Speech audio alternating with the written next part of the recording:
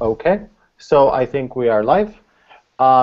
So this is the Google Hangout for admitted students as part of class of 2020 interested in physics, math, or astro. And my name is Silvio Pufu. I'm a faculty member in the physics department. I was actually a Princeton undergrad some time ago. So I can talk about Princeton from different perspectives. And here joining me, we have two faculty members, Mark McConnell from the math department and Michael Straus from the astro department, and a few current undergrads. So maybe we can just go one at a time and say a couple words so that people know who they're talking to. So maybe Mark can go first.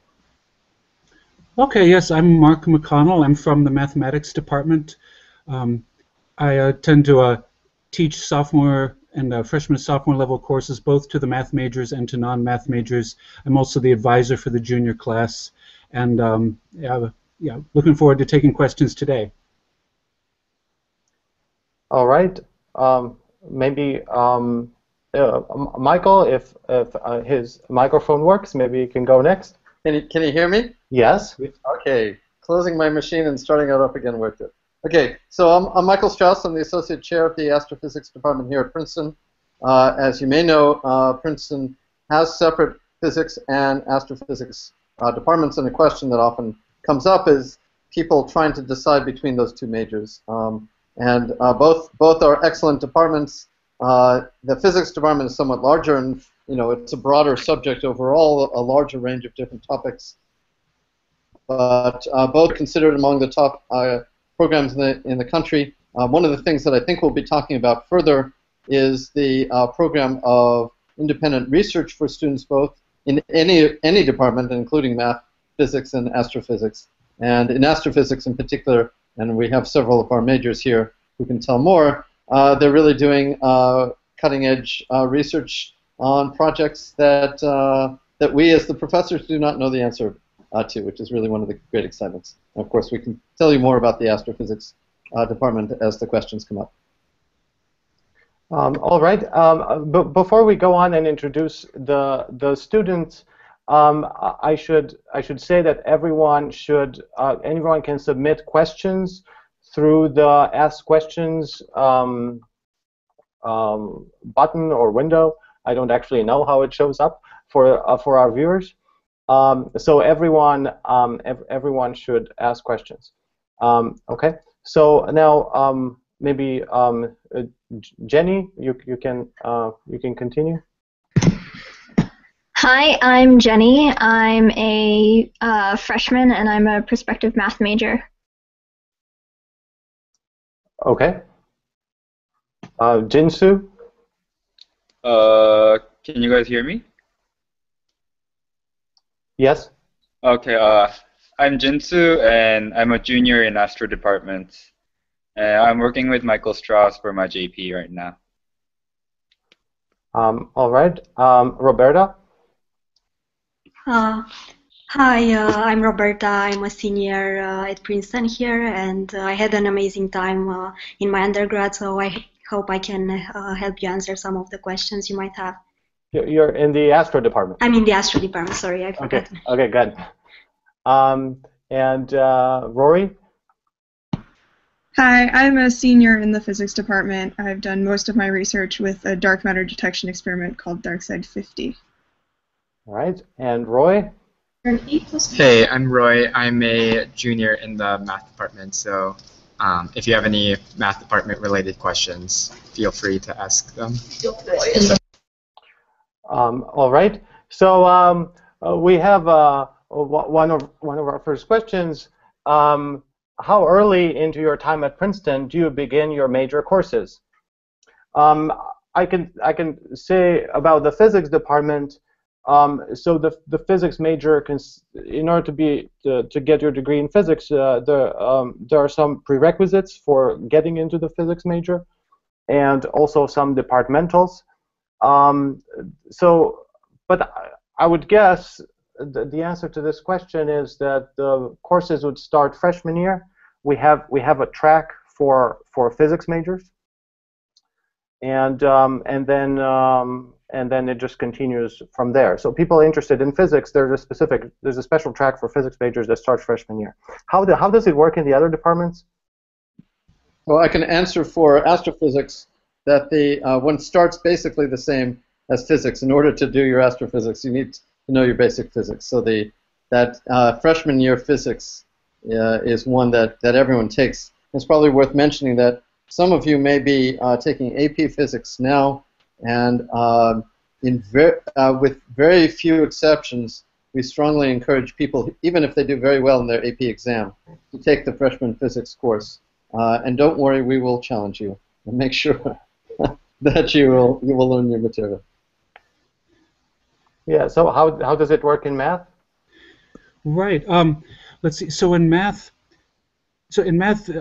there's always two things to consider. Where we have a range of like the pure math versus the applied math. Some of our students are like into economics or computer science mixed with math or a number of other fields. Others are like, they're really into the theorems and the theoretical side for its own sake. But so fundamentally, the math department, like a lot of it's going to be about proofs, and a lot of it is about going to be about the fundamental and the theoretical side. So to answer the question about when do you start your major courses, technically we require 8 or more courses for the major at the sophomore level or higher, but not all. Most people who want to go into a math major are probably going to be taking some kind of proof-based math courses in their first year. There's several tracks.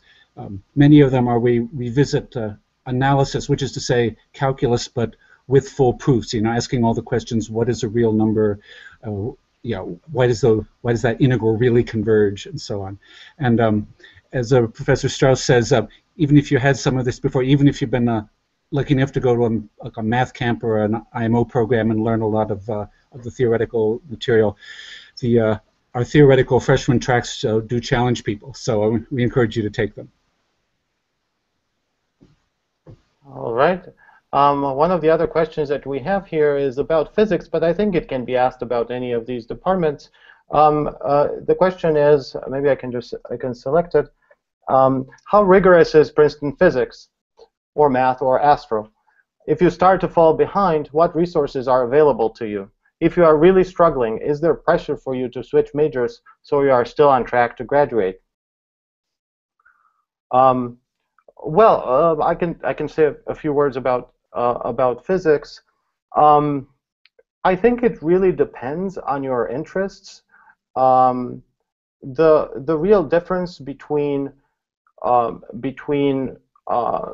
various tracks, I would say, but they're not really tracks. It's just a matter of what you choose to do for your research. There's experimental physics or theoretical physics, and the difference really comes in the independent work, junior and senior year.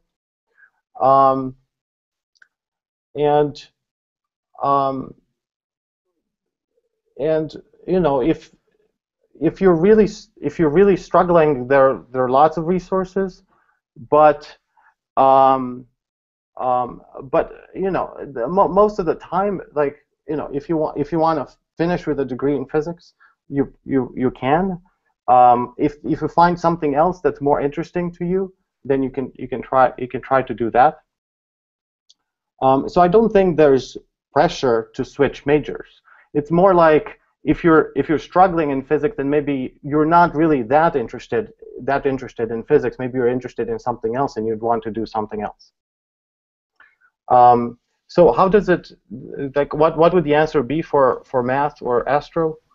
Let me take a stab at that. I think one of the things that is a real strength of Princeton overall is that we have there's a lot of support, not just in the individual majors, but in the university overall. Freshman year can be a little daunting. It is daunting for everybody as they make the transition. We can ask our current students for their opinion. And everyone goes through a bit of a shock.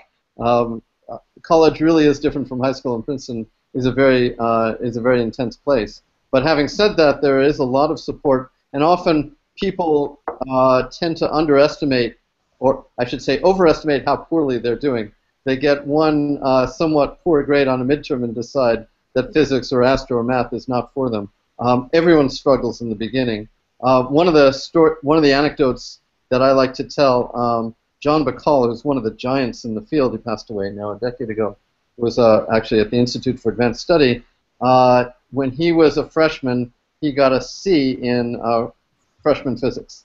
And I don't know quite, I mean, he must have felt pretty low about that, but he sort of buckled down and really gave some determination, and then went on to become one of the great names in our field, and got this close to winning a Nobel Prize.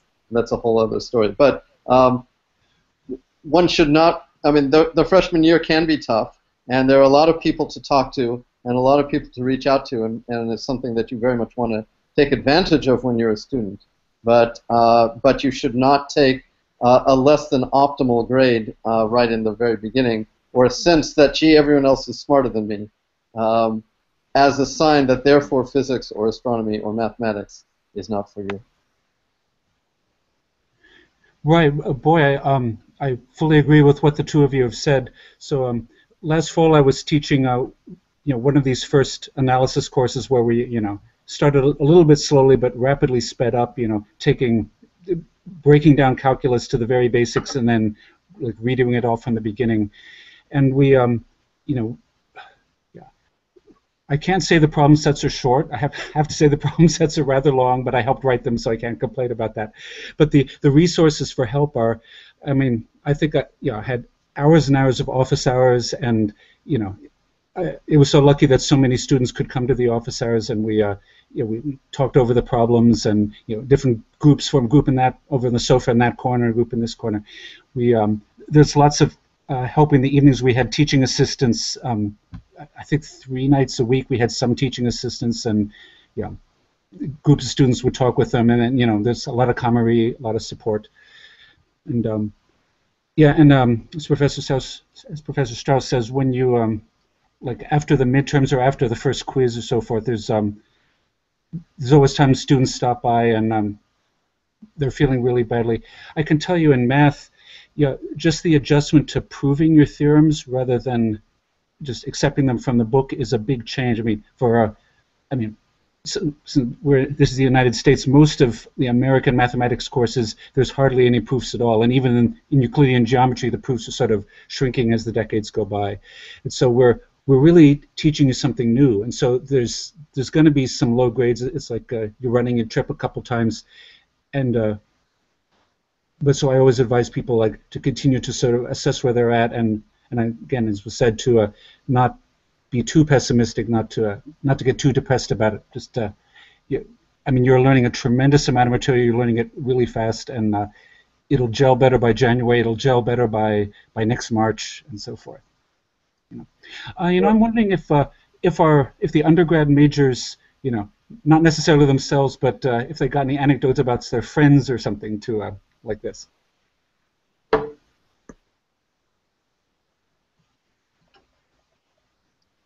Anyone can jump in. Yes. There's a little shell shock there. Yeah. Yeah. All right, Rory, how is it in physics? I am coming from a slightly different perspective because I actually didn't go through the freshman year physics courses. I did integrated science.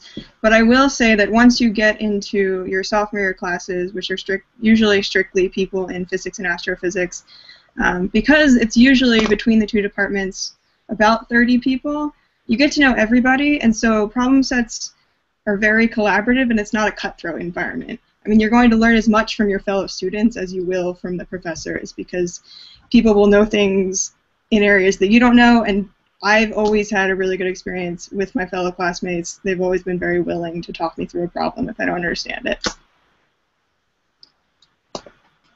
Yeah. So how is it in math?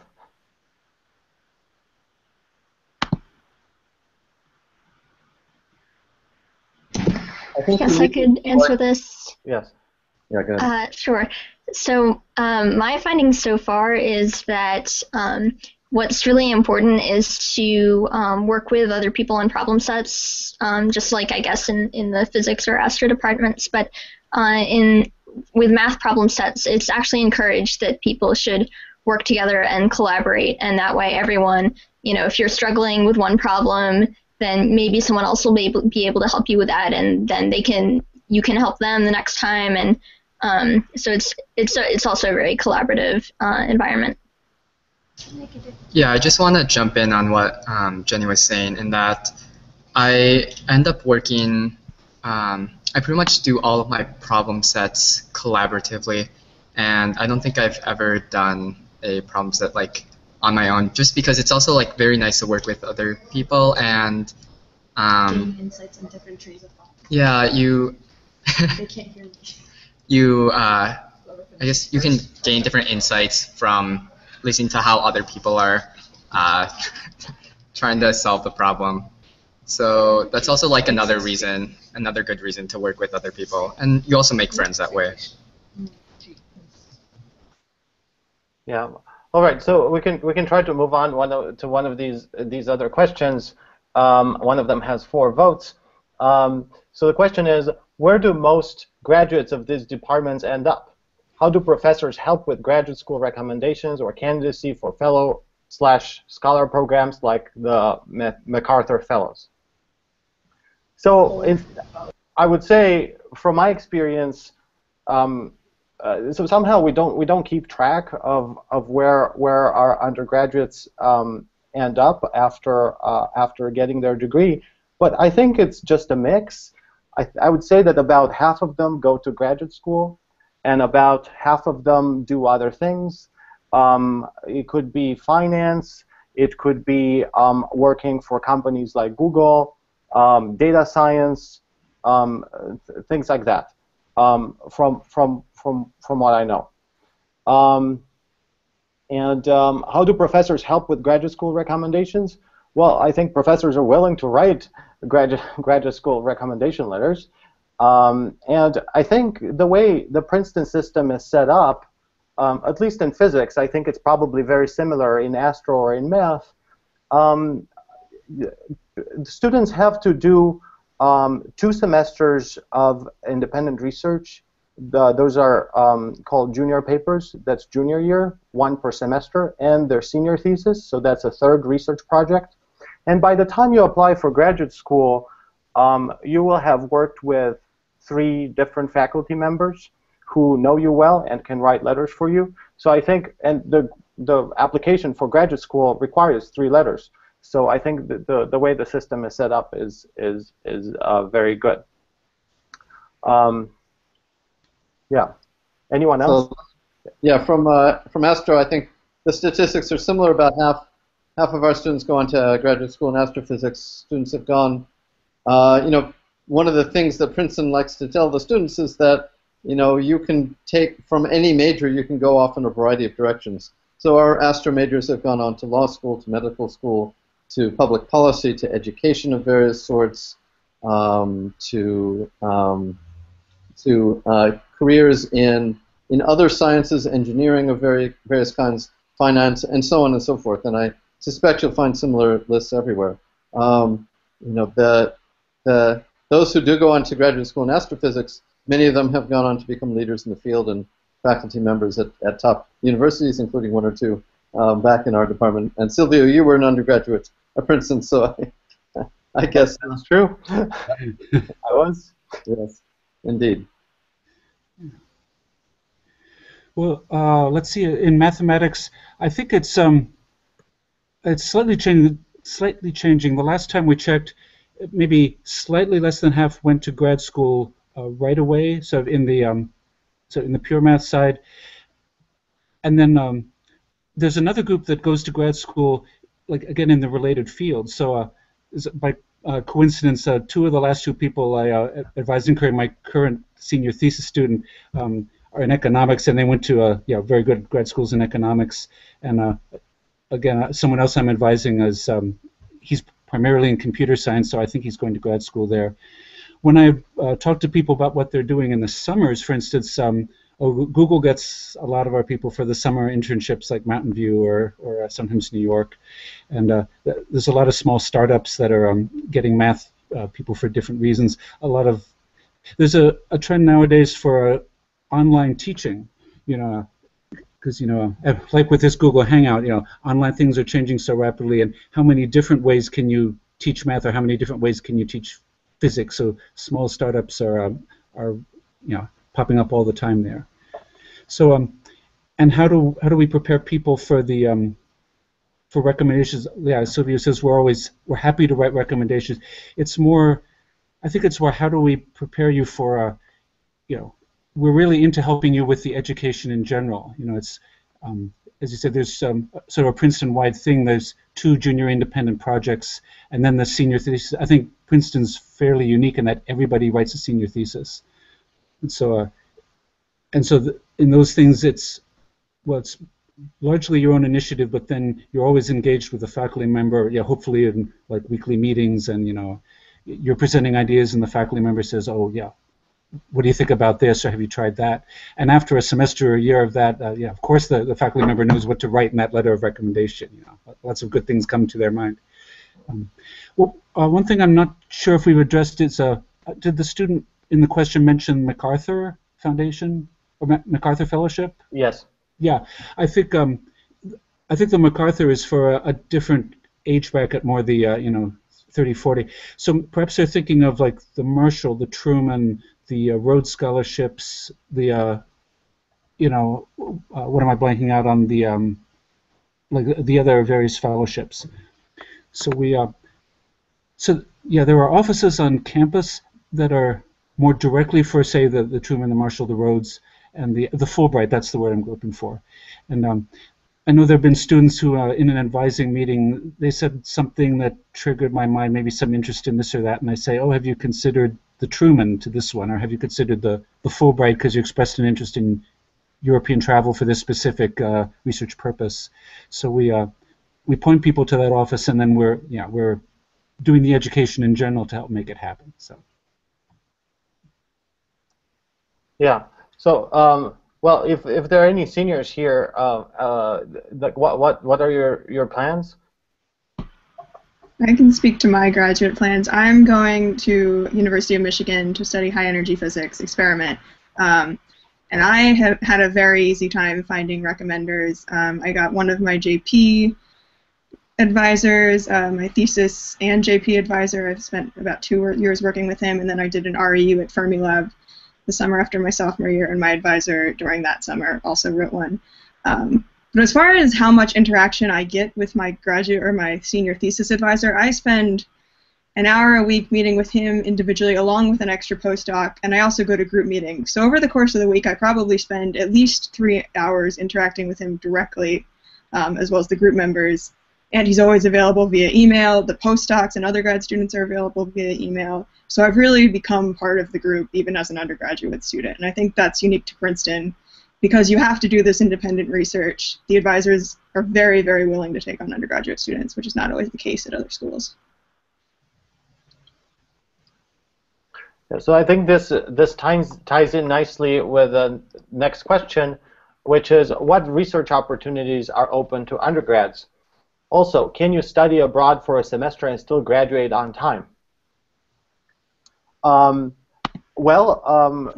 the physics department, probably Astro and Math are similar.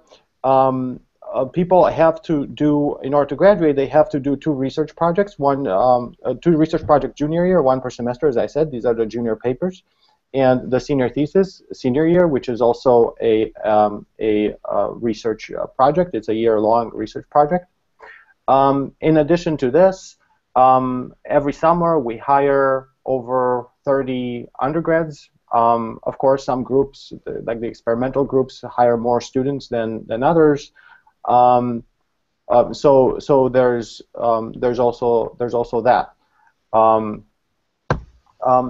So all these research projects, the junior papers and the senior thesis, are really, I mean, the nice thing about it is they're really cutting edge research, right? The projects that are actually relevant, and relevant right now.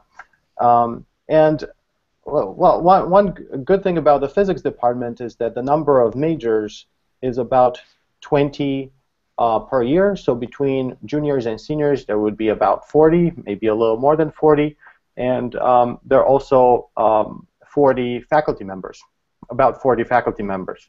So the student to faculty ratio is very small, and your advisor would definitely have a lot of time for you to talk to you about research.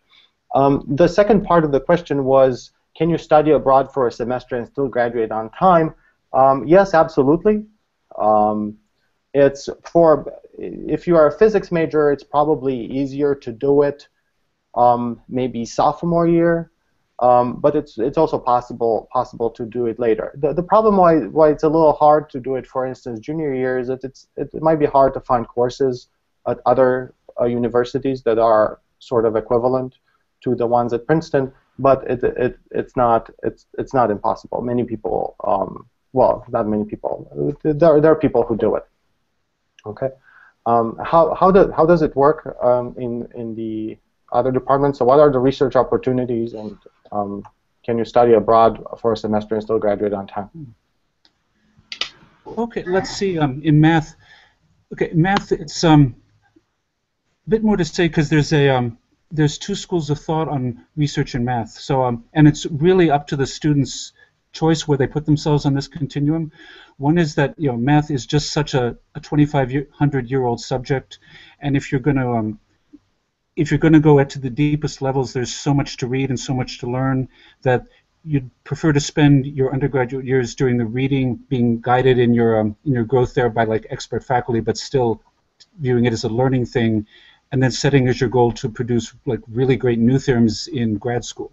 And so I've met undergraduates who are following this path. It's pretty much the path I followed myself. But another school of thought is, yeah, gosh, there's so many interesting things to do out there. I want to jump into them right away. And that's, Rory already alluded to the RAU. So RAUs is it's sort of a nationwide thing and also across the sciences, math, physics, astrochemistry, bio. RAUs are research experiences in undergraduates. They're founded by the National Science Foundation. So they take place at colleges all across the country. So it's like 8 to 10 weeks in the summer where undergraduates can apply for these and like go there for the summer. You'll be put on a small team with other undergraduates and under the faculty of that institution. And you're working on a project that is research, it's new stuff. The faculty members there have sort of trying to guide you into something where something new can arise in 8 to 10 weeks, and often it does, and people have group papers published in journals from these. So, and at Princeton it's not an RAU that we have in math, but we have one-on-one opportunities for the students do have to apply, and not everyone, it's not possible to support everyone financially, but there's one-on-one opportunities for students and a faculty member who they've already built a relationship with to do research for 8 to 10 weeks in the summer. So again, so it's a continuum there. Yeah, about the study abroad. Yeah, it's a pretty common. Yeah, I think throughout the university at Princeton for students to study for at least a semester abroad. In math, we usually see it in the junior year because of the way things work out. So I think two or three students every year or every semester, every year, say, have gone abroad. So let's see, some typical places. Budapest has a very well-known math program, yeah, over there in Hungary, taught in English. ETH in Zurich, Switzerland, that's the Technische Hochschule, but not a high school, but a university.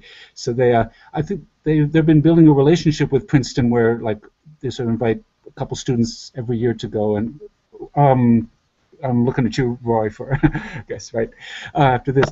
And other students have gone to Oxford, to I think one went to St. Petersburg and several other places.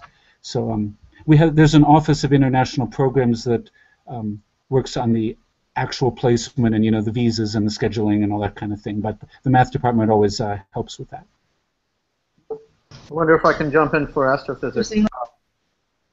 We often have students spend summers abroad for research projects. Jin-Soo, who's on the phone, is going to spend this summer in Tokyo, working with our colleagues there, and will be presumably the work that he will do will feed into the work that he'll do for the senior thesis, and that's a common thing for our students.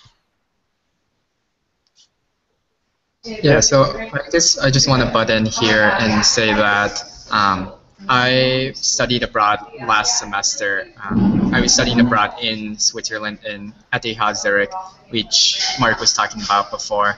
And yeah, I guess I'm still on track to graduate on time. So yes, you can study abroad for a semester and graduate on time.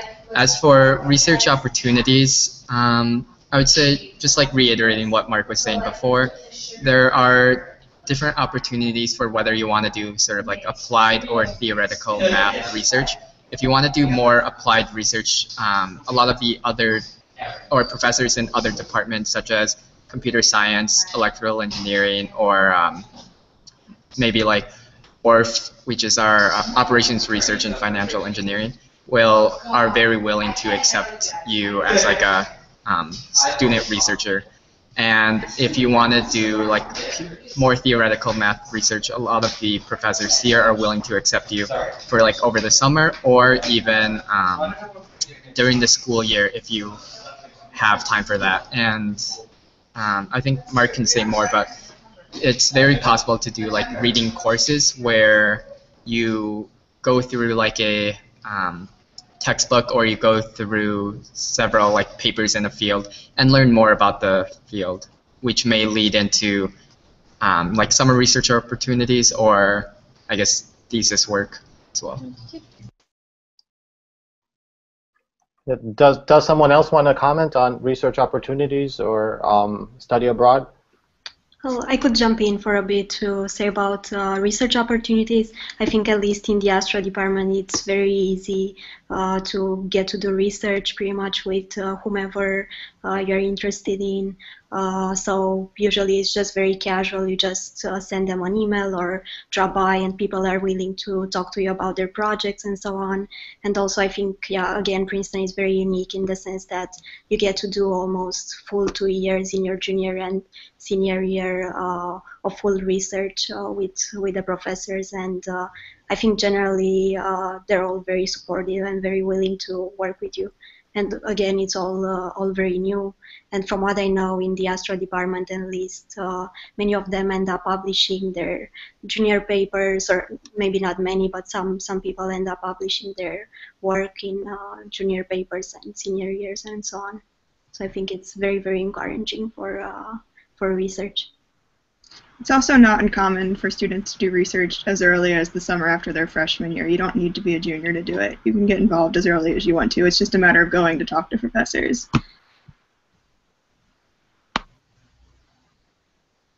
Yeah. Yeah. And any other thoughts on this? Yeah. So, for example, so as Rory was just saying, there's actually a number of organized summer research opportunities for undergraduates. So the astronomy department, for example, organizes one where prospective Astro Majors often take part the summer after their freshman year or the summer after their sophomore year. And we have that every summer. It's a great way to recruit potential majors because they come in and have fun, start some research which often then grows into a junior paper or senior thesis, and then they're hooked and have a great time. Oh, sorry. How many people are in this program? The Astro Program have about 15 every summer. 15 every summer. And yeah, and they're almost all Princeton people. I mean, they're our own undergraduates, and so basically, if you say I want to be, I'm almost certain I want to be an Astro Major. Usually, that's good enough to get you in. Mm-hmm. So it's 15 freshmen and sophomores. Yes. I see. Occasionally juniors. Occasionally juniors. Yeah, and there's other programs around the country and indeed around the world. Again, we often send our students abroad to a variety of different countries or around the country for summer research as well. Mm-hmm. Yeah. The next question is, how common is it for undergraduates to publish and/or attend conferences? I should select it. I think publishing the research that you've done for a junior paper or senior thesis can happen. It's not, it's not a guarantee that if you work on your JP is automatically going to get published, but it's also not uncommon. Also, the same with a senior thesis. I think it's probably more common since it's a longer project. It's a year-long project. There's more time to get things done. So it's probably the number of papers that result from senior thesis is probably larger than that from JPs. And from the summer research, I guess, yeah, it's during the summer, if you get a job, for instance, in the physics department, then you're really joining a research group for that part, and it's possible to end up with publications from that. I think it's probably, unless I'm forgetting something, I don't think it's very common to participate in conferences. But maybe it would be different in math or astro. So I actually have one comment about conferences. Yes. The American Physical Society holds a conference for undergraduate women in physics every year, and actually next year it's being hosted at Princeton.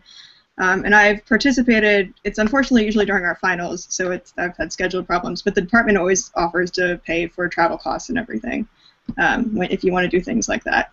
So I highly recommend it if you're an undergraduate woman in physics. Look into it. I didn't know about it. In Astro, we often send our undergraduate students, especially those who take part in the summer program, to the annual meeting of the American Astronomical Society, which is sort of the big annual meeting in the field. There's also in Astro, we often host conferences ourselves in the departments, small and large, and of course any undergraduates around whose interests overlap are very strongly encouraged to take part. And so it's a good opportunity to give a brief presentation about your work and also to meet many of the people in the field. That's a good thing. Well, let's see. In math, thinking through it, I think last year there were 3 or 4 people who, who turned their junior research into a paper. They really wrote it up carefully, submitted it to a journal, and so forth. And I think I'm hearing the same number this year, about 3 or 4. Sometimes a junior won't publish it because it's going to turn into your senior thesis and broaden. Like my own my student last year who wrote the junior paper. I mean, gosh, it was 90 pages already then. And then with some shortening, it's become like 30 pages of his senior thesis, which is now at 120. So you see, it's just growing and sort of tightening as it grows. So I mean, he's practically got a book now, and we'll see how what he does with that. So the students do send these off to journals sometimes. In terms of going to conferences, it sort of depends on where you do the research. Sometimes at the RAUs, it'll be part of the RAU style to say, yeah, we'd like to have you come and present this work at a conference. And then, wonderful. And I think starting from the junior and senior level, the math department would be able to support that financially, the airplane and the hotel. Some people go into Department of Defense, where there's also presentations within that community and some then support for the airplane, support for the hotel, and so forth. And then there's some other opportunities like within the department. The math club also has I think talks by its members. Some of the undergrads can correct me if I'm wrong, but I think you see talks by math club members from time to time. So. Yeah. Anyone else want to add anything about? Maybe I can say that so I was an undergrad at Princeton, and I did not publish anything related to my JPs. But then the summer after junior year, I started working here in one of the research groups, and I had a couple publications out of that, and also from my senior thesis. But that's just my experience. I did not attend any conferences then. So maybe we can move on to the next question. I have heard that there are no placement tests which incoming freshmen take before entering in the fall. If this is indeed the case, then how does the course selection process work? For instance, how would one decide between standard E&M and an advanced course? In the physics department, we do give a placement test. We do offer a placement test to decide between the freshman physics, whether freshman physics would be more appropriate, or the sophomore level of physics course, the analytical mechanics, would be more appropriate. Apart from that, indeed, there are no placement tests. So yeah, I guess the standard thing to do is to start with freshman physics. If you already know the material, just start with a sophomore level class. How does it work in math and astro? Probably in math there are lots of tracks. Right. Yeah. Let's see. For the prospective majors, I'd say it's more self-selecting. You know, you go to the courses that are designed for prospective majors, and those courses are, yeah, they can be somewhat fast-paced. Although we try to explain things from the beginning, at least in most of the tracks. So you pretty quickly get a feeling for how it's going for you personally. Where this question also comes up is with non-math majors, because so many people in a wide variety of majors take math, and so students are often surprised that the math department does not offer placement tests. We've just found it so hard, and as Professor Straus said earlier, even with a really good grade on a certain AP, I'm thinking now of the BC Calculus, even with a 5 on the BC Calculus, if you take our Math 104, which is like the same material as the second semester of BC Calculus, it's just a statistically observed fact that a lot of people are going to be challenged by that, and even though you had a 5 like the first few quizzes, you might be surprised by how some of the questions caught you by surprise. So we want you to come here and like take the course, take it, do the first problem set, and after the first 10 days or so, actually really ask yourself, well, how is this going for me? And there's always help, as the semester goes along. If you sign up for the course and at the third or fourth week it's like not going well for you, you might be worried about, well, how's this grade going to go at the end of the first semester? The first time I taught here, it was Math 104. It was students who were the second half of BC Calculus. Now they're taking it again, and sometimes they're just surprised that it's not going so well. So in some cases it was a matter of just a few meetings where we talked personally, offered some support, and then after that it's some students just came to office hours a lot, and like I'd invite a group to come to the board and take turns and present, and their skills grew rapidly in those office hour sessions. But there's throughout the departments there's something called the McGraw Center for Teaching and Learning, which is undergraduates like the folks in the bottom row might be helping to teach other undergraduates. It's people who've had the course before and who understand it well at the undergraduate level, helping other graduates. So so there's lots of help there. But so again, the placement exams, it's more about try and see how it goes for you. Yeah, I want to add into Mark's point in that there's the introduction sequence for prospective freshman math majors, the either Math 215 or Math 216. And 216 generally runs on a more accelerated level than 215.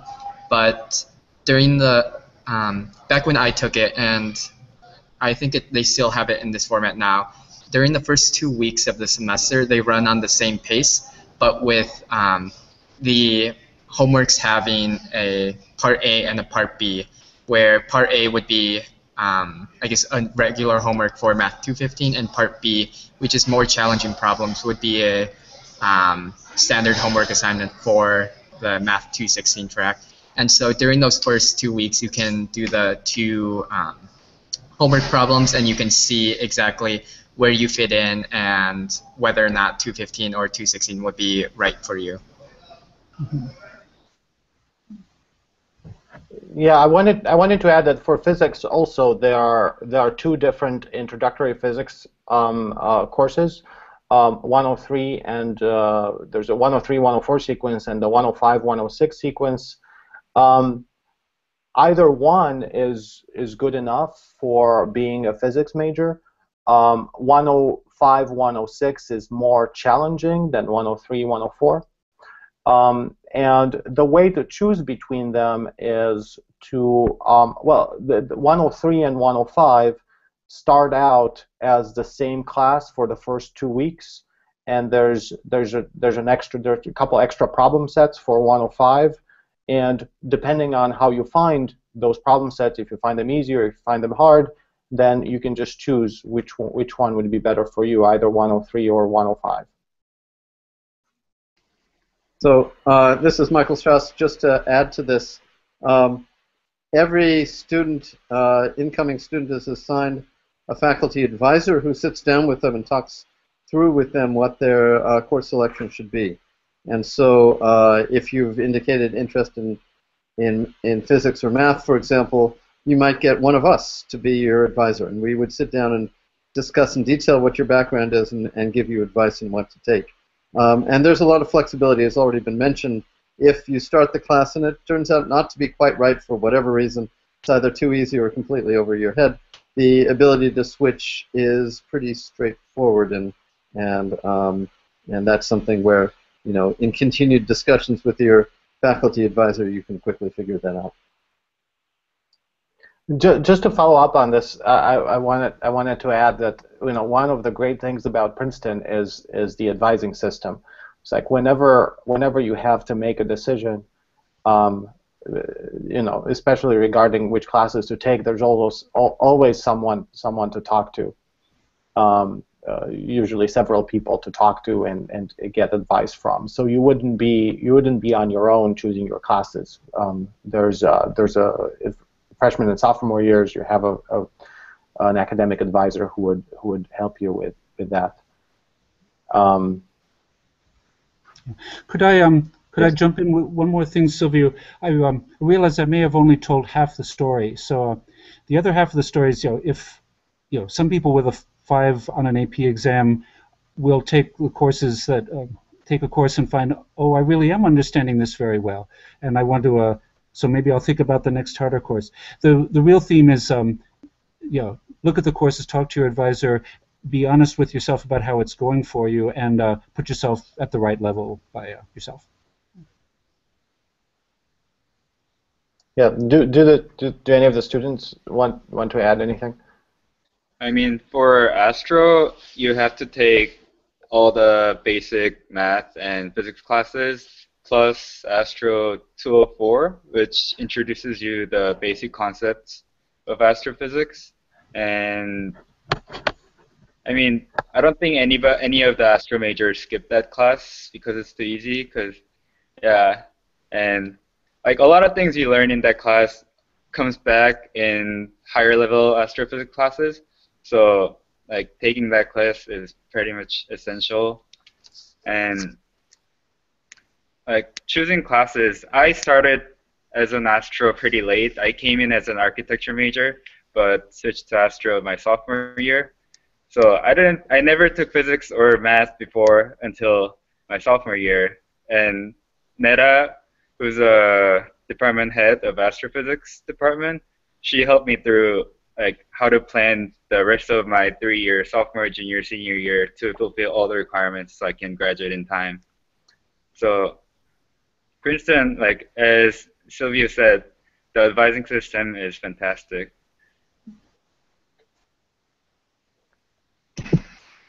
I could also add, with respect to the freshman math major, there are 2 main sequences, the 215 and 216. And in the first few weeks, it's very, very common for people to start out in one and decide that actually they want to switch to the other, and the professors are really flexible about it. Yeah, the same with 103 and 105 in physics. So maybe there's we can answer a related question, which is, could you describe a typical career path for physics, astrophysics, or math major? Do students need a background in additional areas such as computer science, or is their major usually sufficient? Does anyone want to take this? It's what you love. It's the career path is to find which area you'd like to pursue, and if that area straddles one or two of the traditional academic disciplines, then figure out a way to balance them, add courses from all of them. So, for instance, math and physics. We sometimes see math and physics, or like I say, math and computer science, or just math, or math and economics, or etc.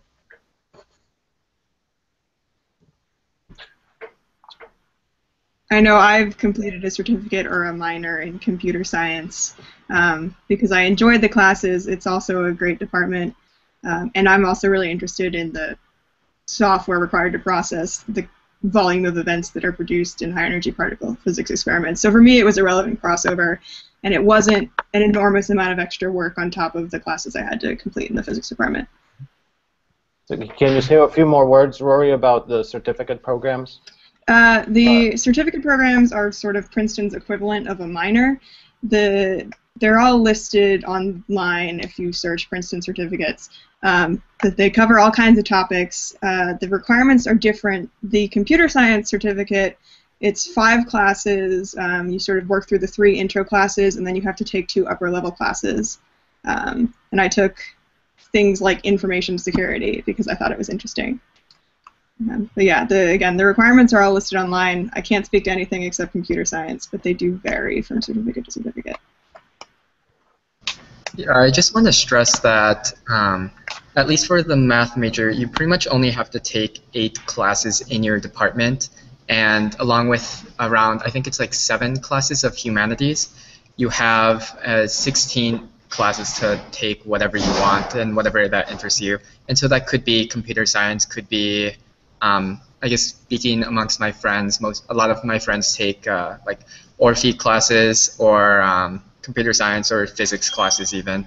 So, I guess whatever interests them. So my roommate is a math major and he's actually taking a bunch of American history classes and is planning on getting like the American Studies certificate or minor.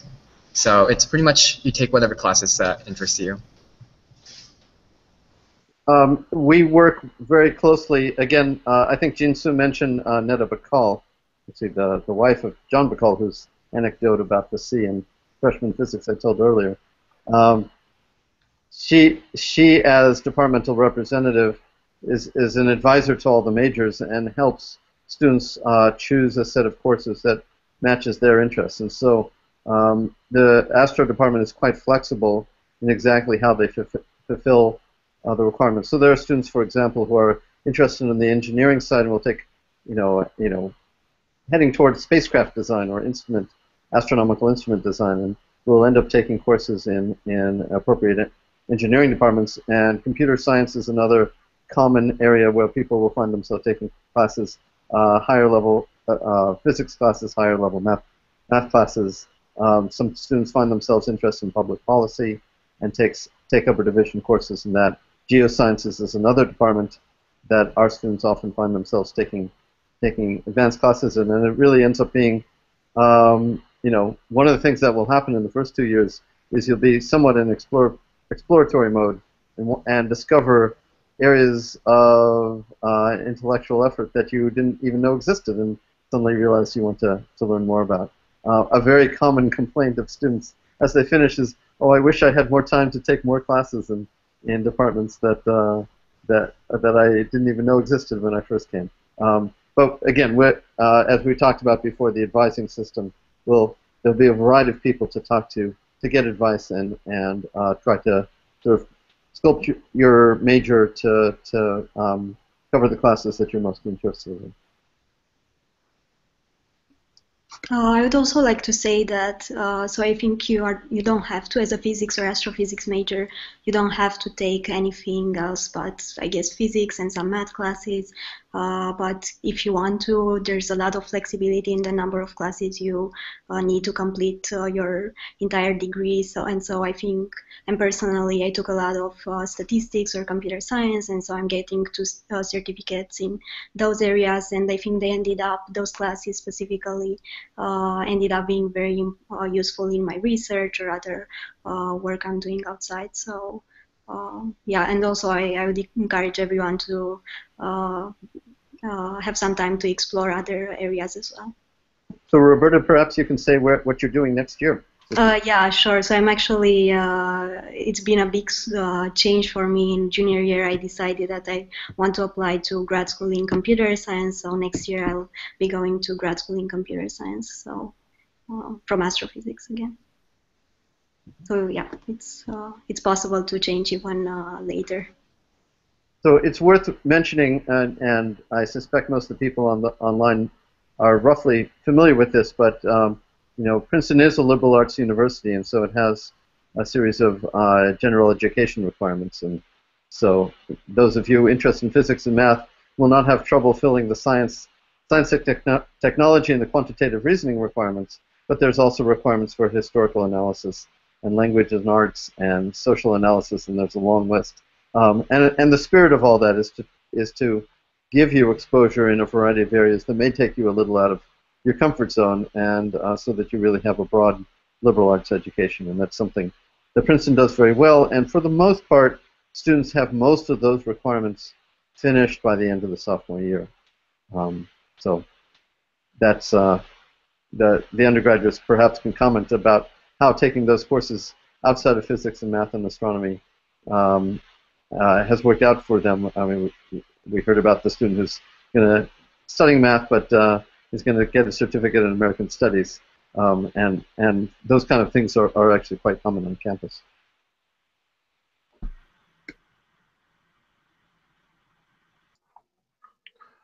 Yeah. All right. I guess it's been about an hour, so maybe we can I'd like to thank everyone for participating, and choose Princeton, and we can stop the broadcast now. And I'm sure if you have any questions, you can just email any of us, and everyone will be happy to answer your questions. So thanks again for watching, and we'll just stop the broadcast now.